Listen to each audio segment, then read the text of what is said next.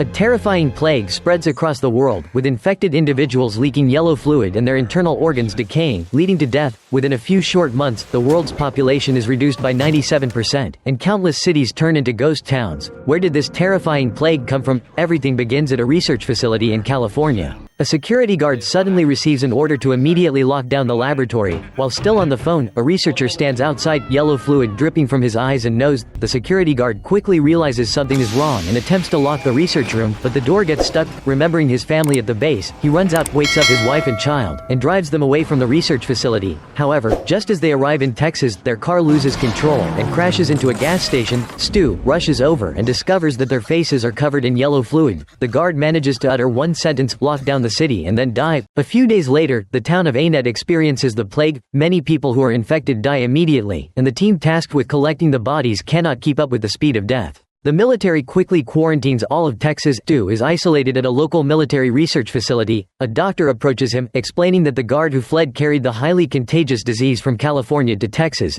Anyone who had contact with him has died, and Stu is the only survivor. The doctor suspects that Stu has developed immunity. By now, over 80% of the population in both states is infected. The doctor hopes that Stu can cooperate with the military for research, in hopes of controlling the plague's spread. Stu, with a serious expression, agrees to cooperate. However, the next morning, the doctor returns to inform Stu that the son of a nurse at the base has been infected. The facility could fall at any time, and they must move Stu to a safer location. Stu agrees to join them, and they head toward the main base in Atlanta. The journey goes smoothly, and they arrive quickly. The doctor tells Stu that the base is located several hundred meters underground, with supplies sufficient for several hundred years. It is the safest place in the world. Stu breathes a sigh of relief, as he had been on a detour the previous day and had no idea what the world outside was like. That night, Stu has a strange dream. He finds himself in a cornfield and, as he tries to escape, encounters a wolf with red eyes. He is then awakened by the doctor, who looks weak and desperate. The doctor reveals that he himself is infected, and most people in the base have also been infected. The vaccine research plan has been interrupted.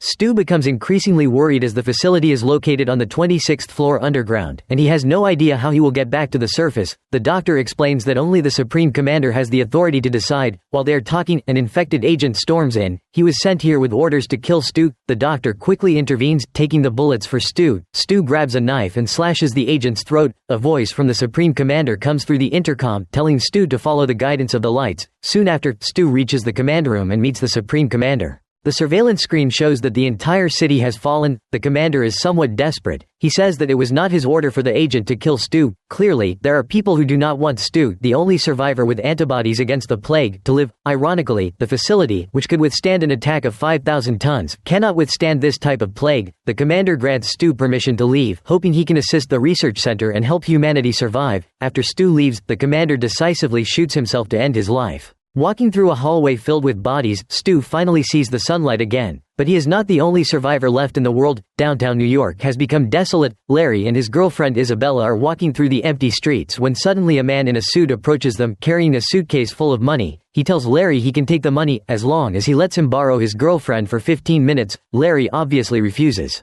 Unexpectedly, the man has two accomplices. Larry realizes the situation is dangerous and pulls Isabella to run, but the houses here have been sealed off, leaving no place to hide. The two of them smartly escape into a sewer. To their surprise, the stench is overpowering, and they can no longer tell which way to go. After walking a few steps, they encounter a rat's nest. Isabella can no longer bear it and would rather be captured by the thugs than continue walking down here. Larry tries desperately to convince her, but she refuses to listen, climbs out of the sewer, not knowing what to do. Larry, now understanding the treacherous nature of people, continues on with his phone in hand. The water level rises, and just as he is hesitating whether to turn back, a dead body appears in front of him. Larry is stunned. It is his mother. Flashback to a few days earlier. Larry, a somewhat famous singer, was performing at a bar when he received a phone call from his mother. She told him she had fallen ill and was taken to the hospital. Larry didn't expect the hospital to be overcrowded with patients, and he certainly didn't know his mother had contracted the plague. Seeing her in a state of despair, unable to do anything but moan in agony, Larry took her home to care for her, but he never expected the disease to spread so rapidly, and his mother mysteriously disappeared shortly after. In his dream, Larry is greeted with applause from the audience amidst the ruins. Suddenly, a man appears, only to transform into an old woman. When Larry wakes up, the usual noise and bustle are gone. At this moment, a patient approaches and says that the apocalypse isn't so bad. You can do whatever you want. Larry doesn't care and continues his journey. he meets another survivor, a woman named Isabella, who says she hasn't met another living person in a long time. They are about the same age and quickly develop feelings for each other. Since the city is no longer livable, they decide to search for a refuge. But before they can leave the city, Larry spots his mother's body floating in the water. Seeing the horrific state of her death, he turns and runs away. When he climbs out of the sewer, he happens to run into Isabella again. After a few twists and turns, they meet once more. They only need to cross the bridge in front of them to leave the city. Meanwhile, in the town of Annette, Texas, Harold stands in front of the mirror, admiring himself. Before the outbreak, he was often bullied by his friends, but when he wakes up, everyone in the town is dead. Harold, far from being scared, feels exhilarated. As he walks through the streets, he finds a gun. His darker nature resurfaces. He goes to his crush's house and finds her still alive. Harold is pleased. After all, they are the last two people in town. Isn't this his chance? Franny, furious at his behavior, wants to kill him. Franny's father has just died from the infection. She struggles to drag his body to the backyard and bury him, still heartbroken. That night, Franny dreams of being in a cornfield. As she walks in, an old woman with white hair suddenly appears and says they met at the Atlanta orphanage. Meanwhile, Harold is writing something on a map. He decides to take Franny out of the town. The next morning, Harold, dressed smartly, goes to Franny's house. When he enters, he finds it empty. Hearing running water from the second floor, Harold kicks the door open and finds Franny in the bathtub. Luckily, Harold saves her just in time. He encourages Franny not to lose hope, explaining that he has a plan to go to the virus research center in Atlanta, where top scientists might be able to study the antibodies in their bodies and develop a vaccine. Franny recalls the old woman's words in her dream and agrees to go with Harold. They leave a message on the wall for any survivors to head to the disease center and then set off on their motorcycles. However, they don't know that in a nearby prison, a convict named Lloyd is locked up. After the outbreak, Lloyd is the only one left alive in the prison. After 2 days without food or water, he attempts to eat a rat, but being locked in a cell, catching the rat is difficult. Eventually, he looks at the corpse of his fellow inmate. He doesn't know how much time has passed before a man awakens him. Looking at the chewed leg of the inmate, the man asks Lloyd what he has done. Lloyd replies, "I deserve this."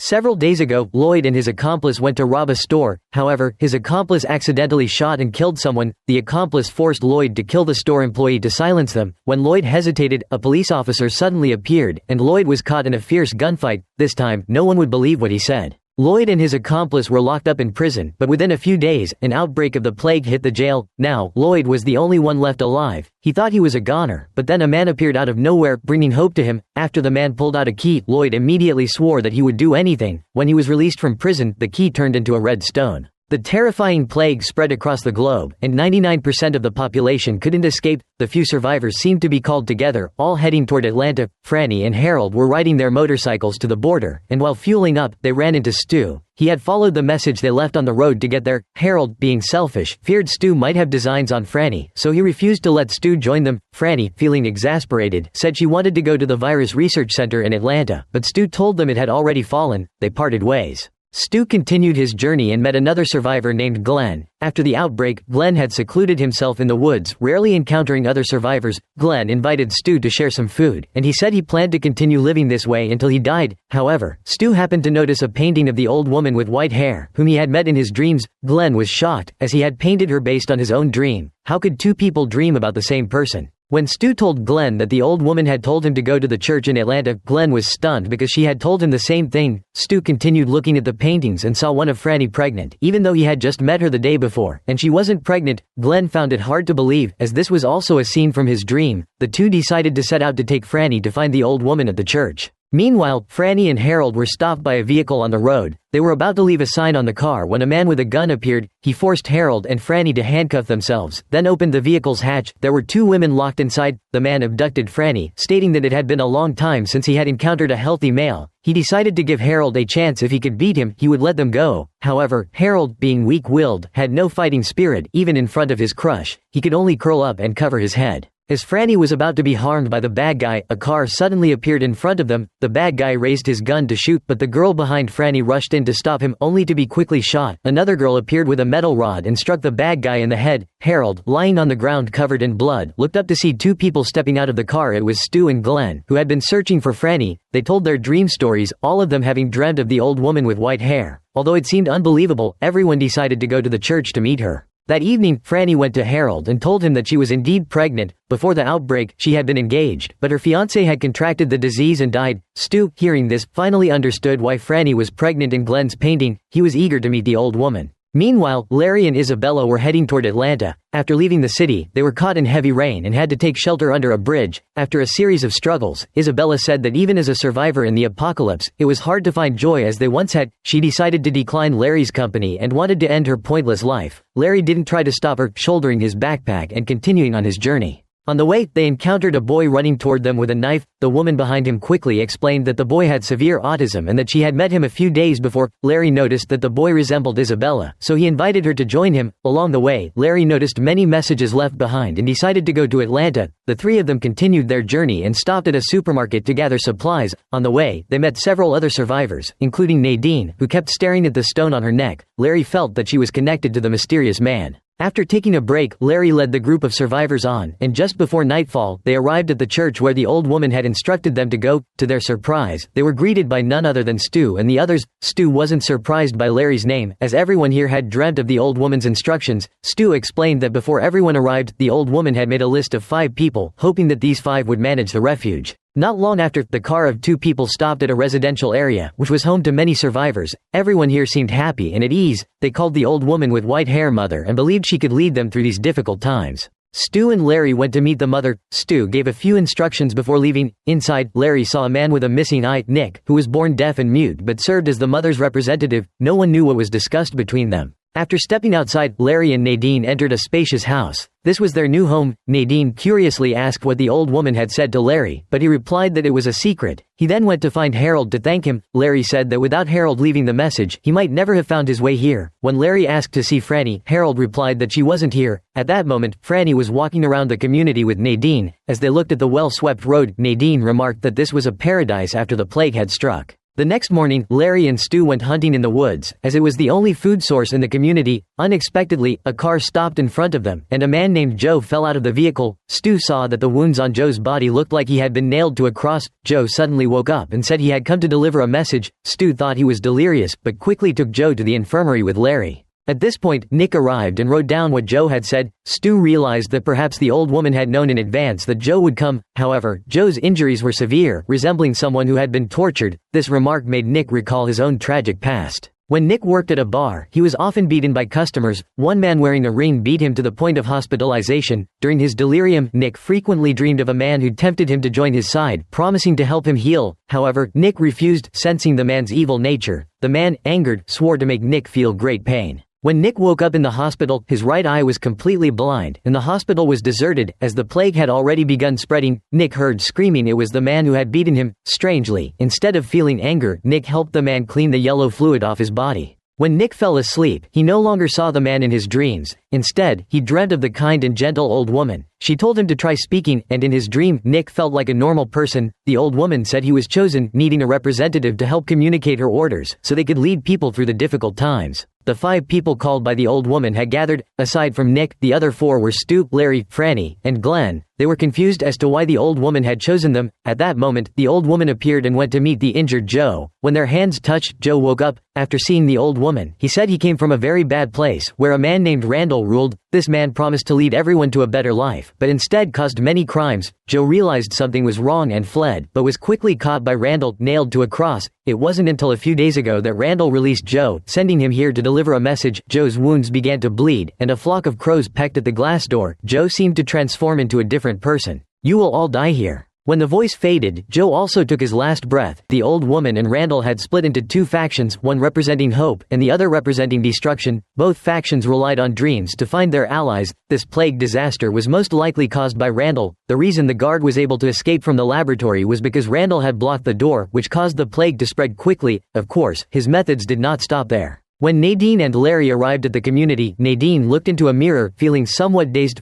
Flashbacks from the past filled her mind. That night, she and her friends played a seance game, and the pencil moved on its own. Terrified, they fled, but Nadine stayed behind to read a message on the floor. "Nadine will become my queen." After that, a necklace appeared around her neck. Nadine seemed pleased with herself. That evening, she picked up the pencil again to perform the seance. Immediately, she found herself in a dark place where Randall had been waiting for her. He gave her an order: kill the old woman and the 5 leaders. Nadine said she couldn't do it, but Randall reassured her that help would come when the time was right. This is a refuge in the apocalypse, but there are those who do not want everyone to live in peace. Randall, through dreams, incited others to murder the leaders. Following his guidance, Nadine sought out Harold because, in the entire refuge, his nature was the most corrupt. Before, he had finally gotten the chance to accompany his crush, but he was too weak. Witnessing Franny fall into Stu's arms, the two of them quickly became a couple. Outwardly, Harold appeared indifferent, but deep inside, he was furious. This wasn't the most frustrating part. Stu and Franny had already been chosen by the old woman to be the leaders, while Harold could only handle the task of cleaning up the bodies. The reason was that he had experience in this area, as he had previously been a member of the town's body disposal team. Fortunately, he ran into his old colleague, Teddy, and their relationship was quite good. After arriving at the new place, they could continue working together.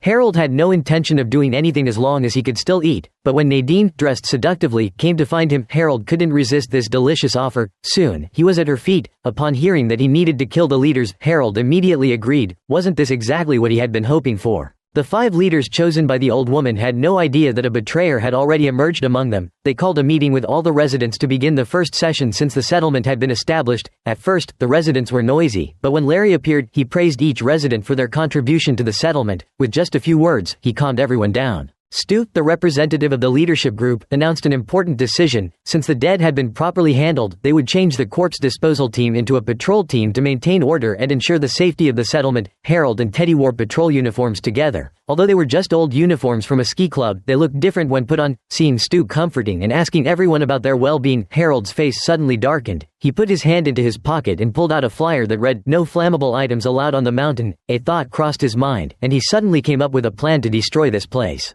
To ensure the safety of the mountain climbers, the ski club must have explosives to clear the snow. Harold and Larry decided to search for this explosive to destroy the settlement and kill the leaders they despised. As they sneaked into the storage room to take the explosives, Teddy appeared right in time. Seeing Harold leave the storage, Teddy didn't suspect anything. However, Nadine suddenly shot and killed Teddy. Despite Harold's corrupt nature, he felt heartbroken over Teddy's unjust death. Nadine explained that she did this out of necessity. If others found out that they had taken explosives, their plan would be ruined. The next morning, everyone discovered Teddy's body in the square. When Harold received the notification, he immediately went to the scene, pretending to shed a few tears, saying he would definitely find the murderer who killed his friend. The leaders recalled Joe's warning and believed that Randall had begun to act. It seemed the patrol team was too passive, and they had to find a way to track down the enemy's movements. After some discussion, they decided to send 3 spies to infiltrate the enemy's faction. Stu planned to go personally, but the others refused. The settlement needed a leader, and he had already appeared in front of everyone. Franny suggested someone, Dana. She had previously killed an enemy and was the best choice. The second person was Mrs.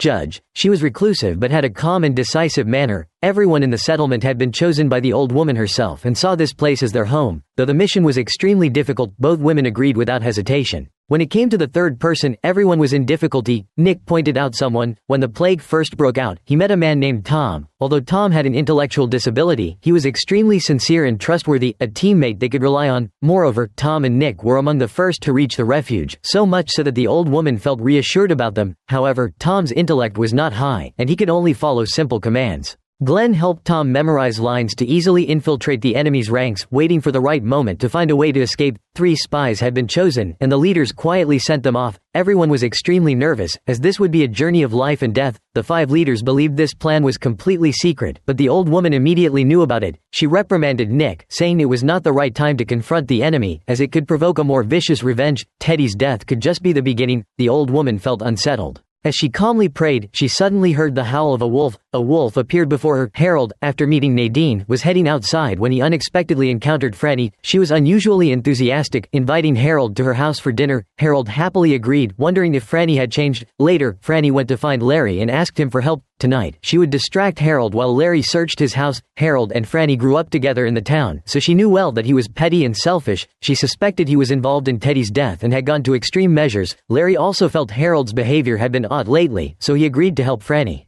That evening, Harold arrived at the house with flowers and wine, but he didn't expect Stu to be there as well. They were somewhat displeased, but still sat down to eat together. Franny secretly used a walkie-talkie to notify Larry to start his actions. He immediately sneaked into Harold's house. The basement door was locked, so he didn't dare make a move but instead searched the surroundings. Meanwhile, after drinking, Harold, slightly tipsy, made an excuse to go to the bathroom and sneaked into Franny's bedroom. Seeing a teddy bear on the desk, he gave a sinister smile. When he returned to the dining room, Harold said that he couldn't hold his liquor and needed to go home to rest. Meanwhile, Larry stumbled upon clothes that Nadine had worn before. As he stood frozen in thought, he received a message from Franny: Harold is back home. Larry reset the fallen chess pieces and prepared to leave. When Harold reached the second floor, he noticed that his chess pieces had been moved, and saw that Stu and Franny were discussing the plan for tonight's actions. However, they had no idea Harold was watching them through a screen. It turned out he had installed cameras in Franny's house. Naturally, Larry's actions were also recorded. At this moment, Stu received bad news. The old woman had left the refuge, leaving behind a message telling everyone not to search for her. Everyone was horrified, wondering if the old woman had abandoned them or gone on an important mission. Luckily, they still had 3 spies, and they hoped to receive intelligence soon. At the same time, Dana arrived at the headquarters of the opposing faction. However, they had chosen Las Vegas as their new base. There were no laws, no moral restraints, and the people lived in utter hedonism. Thanks to her beauty, Dana quickly caught the eye of someone: Lloyd, a criminal who had been freed from prison by Randall. As the City of Freedom grew more prosperous, Lloyd's position rose higher. Dana accompanied Lloyd to high-class places and eventually met Randall, who was revered as a god there. Dana unknowingly saw a familiar figure: Tom, the spy. He had arrived after her, but thanks to memorizing the script, had found a place to stay and started working. However, his working conditions were dreadful. He was tasked with cleaning the gruesome remains in the fighting arena. Dana, pretending to have lost something, found Tom. While inquiring, she slipped a note into his hand, which only contained one word: run. Later, Dana received a message from Lloyd saying that Randall wanted to meet her. She was curious why someone as high-ranking as Randall would take an interest in her. It turned out that Randall had already discovered her spy identity and even knew her past. It was revealed that Randall had the ability to enter their dreams, and that Mrs. Judge had been discovered a few days ago, disappearing after running into the desert. Randall demanded that Dana reveal the third spy, and if she did, he would let her go. Dana quickly realized that since Tom had an intellectual disability, Randall couldn't enter his dreams. She knew that escaping today would be difficult, so she sneakily stabbed Randall in the neck. He collapsed to the ground, but to her shock, he got back up as if nothing had happened. If Dana refused to confess, he would resort to forceful methods. Faced with this, Dana decided to choose death to protect her secret. The most skilled thing humans are good at is war. Even in the apocalypse, their ambition is still "you die, I live." The people in the refuge were unaware of the impending danger. They were worried about finding the old woman, but after a full day and night, there was still no news.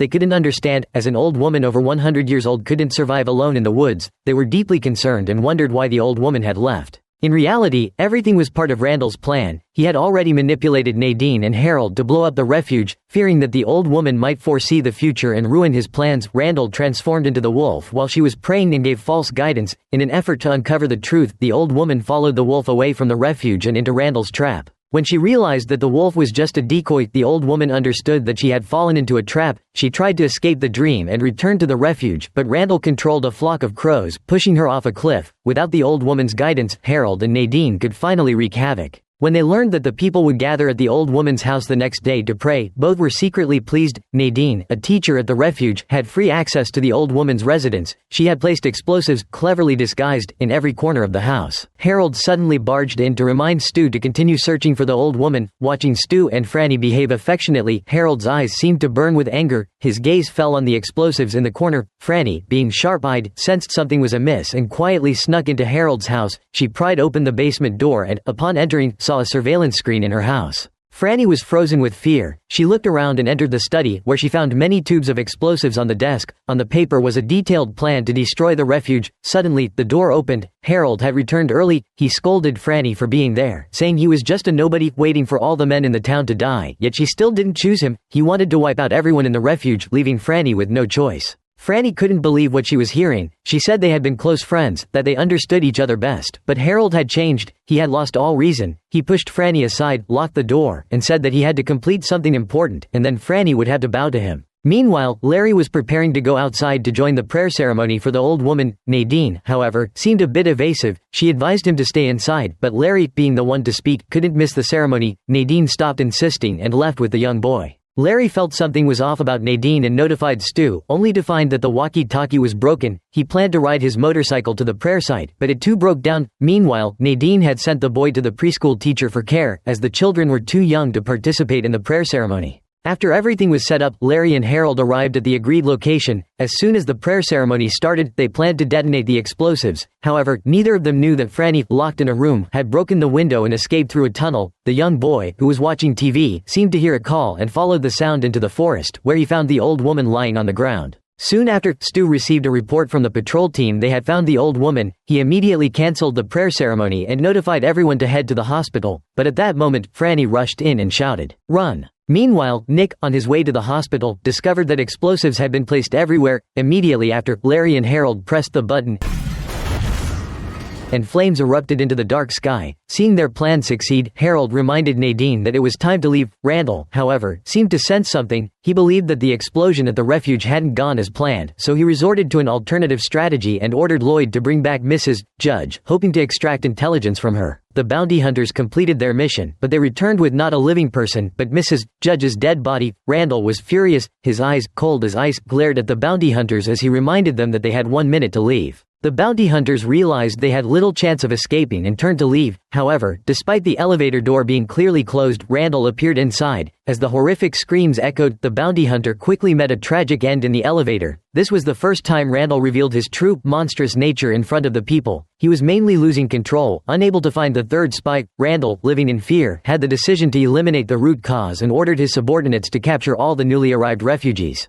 Unexpectedly, Tom had received a message from Dana a few days ago. Though he had a disability, he was very obedient. The next morning, he managed to hide in a corpse transport vehicle and escape the disgusting city. Randall didn't get the outcome he desired, and found a new lackey in his dreams. This person had always liked to play with fire and wasn't exactly mentally stable. After witnessing Randall's miraculous power, he started seeing him as a god. Randall, a skilled manipulator, told him that the greatest fire in the world was the nuclear missile in the laboratory in the desert. Indeed, Randall had gone mad. He was willing to use nuclear power to flatten the refuge of the old woman. At the refuge, the leaders managed to extinguish the fire. Fortunately, the prayer ceremony had been cancelled earlier, so the casualties weren't too severe. It was unfortunate that Nick had been close to the explosives, and when they buried him, they couldn't even find a whole body. At this moment, the old woman woke up in her hospital bed. She instructed her assistant Ray to call the managers into the room, and everyone rushed without hesitation. Even Franny, though injured, arrived in a wheelchair. The old woman's breathing was very weak. She confessed that her mistakes could not be forgiven, and the dark power was growing stronger. It had to be stopped in time. The old woman told everyone to depart tomorrow. Walking westward, one among them would be unable to reach the destination. After saying this, she closed her eyes forever. Nadine and Harold were riding their motorcycle toward the free city. Nadine suddenly accelerated. Harold, confused, chased after her to ask but failed to notice the sharp curve ahead. The motorcycle lost control and plunged into the abyss.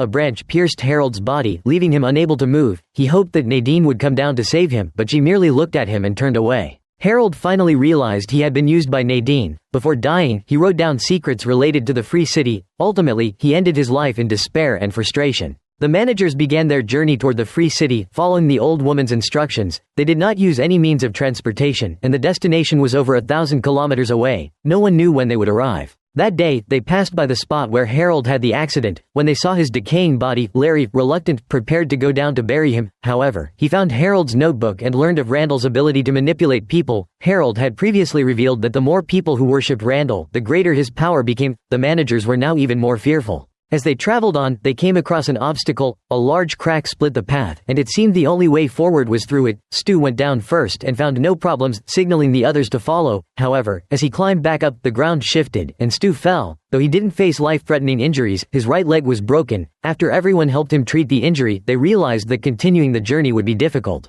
Stu recalled the old woman's prophecy before she passed, that one among them would not reach the destination. He told everyone to continue without him, not to delay the plan because of him. They fell silent, knowing that in this desolate place, with no one around, Stu would not be able to hold on for long. Glenn handed Stu a painkiller pouch and reminded him to take one every 12 hours, adding that taking 3 or 4 pills at once could be lethal. He expressed concern for Stu being trapped here, facing something even more terrifying than death. After bidding each other farewell, the remaining 3 continued on their journey. However, they hadn't gone far when a car stopped in front of them. It turned out to be Lloyd from the Free City. "Hello, everyone. It was no surprise that Randall had anticipated this move. This time, they were like fish on a chopping board. Meanwhile, the man whom Randall had manipulated found a nuclear warhead. He was thrilled and eager to return to claim credit. The radiation levels spiked, indicating the immense destructive power of the warhead. The strength of the antagonist was growing, as he not only controlled nuclear weapons but could also foresee the future. While the righteous side was trapped in a defensive position, even the old woman had perished. With their small human strength, how could they possibly turn things around?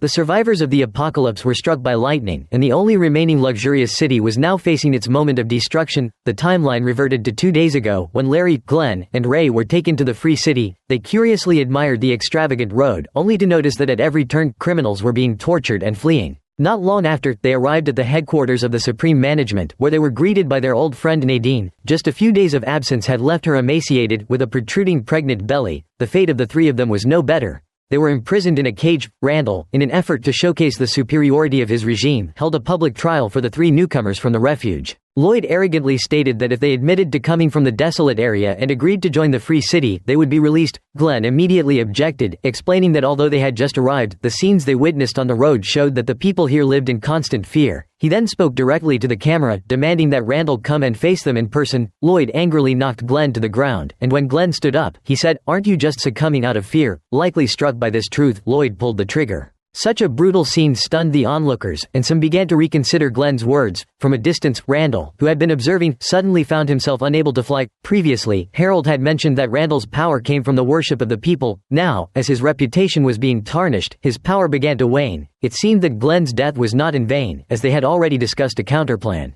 At this moment, Stu, who had broken his leg, was left behind, thinking that his death was inevitable. However, Glenn's dog had separated from the group and returned to protect him. On a cold night, at his most desperate, the dog, like a loyal guard, fended off any wild animals approaching. Thanks to this, Stu managed to survive. Meanwhile, Larry and Ray were still discussing their strategy when Nadine unexpectedly walked in, sending Ray away and leaving Larry alone in the room. Afterward, she asked her most concerning question, "How is the boy?" Larry responded, "You should take care of yourself first. In just a few days, you've turned into someone unrecognizable." Nadine didn't understand what he meant, insisting that she was doing just fine. After arriving at the Free City, Randall immediately crowned her as queen, and she was now thoroughly enjoying herself. Larry, holding a tray, showed her what he had become. Immediately, Nadine's expression changed. She had once appeared elegant in the bedroom and the elevator, but now she realized everything might have been a lie. Suddenly, she felt excruciating pain in her abdomen. She gave birth unexpectedly fast. In the delivery room, she struggled to run to Randall and ask what kind of monster she was carrying. She felt that she was going to die. Randall told her that it was the Prince of the Free City, and that her mission was to give birth to him. Nadine finally realized that the words Randall had left her years ago, "You are my queen," were a complete lie. She was merely a breeding tool for him.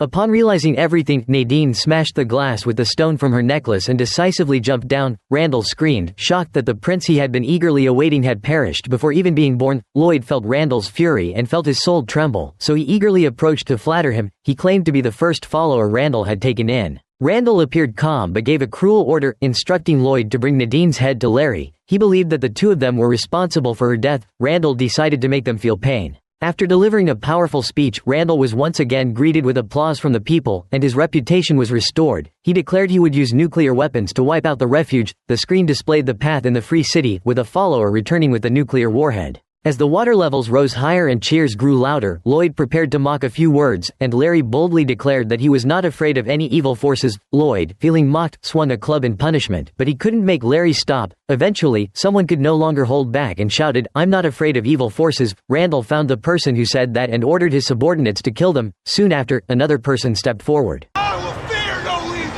The situation spiraled out of control. At this moment, the worshipper brought the nuclear warhead to the hall. He had been so irradiated that he no longer resembled a human, but still, he persevered in completing his task. To the people, Randall cared nothing for the lives of others and was only thinking of past events. The worship of the people gradually turned into hatred, and thus Randall was punished. Thunder suddenly cracked in the sky, and dark clouds enveloped the building. People panicked and looked up, and a bolt of lightning struck. The people feared and ran, but when they saw the doors were locked, they desperately tried to break them open. The lightning, seemingly with a mind of its own, struck Randall's subordinates. Lloyd thought he could escape, but was struck by a hanging lamp. Randall looked up at the sky, where the lightning formed into a ball of electricity, and he seemed to see the old woman. He was struck by the lightning and turned to smoke. But that was not the end. The lightning continued to strike the nuclear warhead. When heated, the warhead exploded, forming a mushroom cloud over the city. Stu, in a dazed state, was awakened by the blinding light. Shortly after, an earthquake struck. Amid the rubble, a figure approached Tom. It turned out that the only city left in the apocalypse had been flattened. Now, only the refugee settlement remained. Weeks later, Franny gave birth without complications. Unfortunately, soon after, the baby's neck became swollen and infected. Franny was devastated, thinking the baby would die, but to her surprise, a few days later, the baby was completely healthy. This was the first case where a human was born with antibodies against the plague. It seemed there was still hope for humanity. What surprised Franny even more was that Stu had safely returned. Unfortunately, the other managers had died. Perhaps the old woman had foreseen everything, and by sending them on foot to the free city, she had helped Stu survive. The refugee settlement continued to grow under their management. Franny decided to go outside and see what was left of the world. Stu naturally didn't want her to take risks alone, so the family of 3, along with the dog, left the settlement. They passed through many states but found no other survivors. Eventually, they arrived at a farm in the outskirts, where the dog seemed to sense something in the cornfield. Moments later, a hand reached out to retrieve a doll from the ground. As the night fell, a young girl looked up at the sky, murmuring something. The next morning, Franny discovered the baby was sick. Stu immediately drove to the supermarket to find some medicine. While Franny was home alone fetching water, she accidentally fell into a deep well. In her delirium, she found herself walking into a forest, where she encountered Randall. He said he wanted to show her something. To her surprise, deep in the forest, there was a primitive tribe that had never been attacked by the plague. After speaking, Randall waved his hand and showed Franny the scene of her falling into the well. She had severe bone fractures, with a shard of bone piercing her lung, and her baby was crying from hunger. Stu's car broke down along the way and couldn't return in time. Franny fell into despair. She realized that only by submitting to Randall could she survive. However, her willpower was incredibly strong, and she wasn't swayed by him. Just as she was about to escape the forest, she suddenly appeared in a cornfield. She was led by a familiar song to a house. As she approached, she realized it was the old woman. Her face remained kind and reassured Franny not to worry. In the future, she would become the mother of 5 children. These 5 children would grow up and give birth to 20 children, forming a large family of 70 people. At that time, the earth would become bustling again. Back in the real world, Stu had fixed the car and rushed back to the farm. A young girl was taking care of the baby. She told Stu that Franny was in the well. Stu panicked, immediately threw a rope down to rescue her. Then, a miraculous scene occurred. The girl touched Franny's body, and her wounds immediately healed. Franny stood up normally, and the girl disappeared as if she had never been there. Stu believed the girl was the old woman. After this experience, Franny began to believe in the spiritual powers of the world. She said that everything has 2 sides. One side represents the deep darkness, like the deep well, but as long as the will is strong enough, one can reach the place where light shines. It seems that her mission must continue. Just like Franny's dream, deep in the forest, the Dark Lord Randall had been resurrected. That's the full summary of the movie The Stand. What do you think about this movie? On a scale of 1 to 10, how would you rate it? Please leave your answer in the comments below. Thank you for watching and following us. Goodbye and see you next time.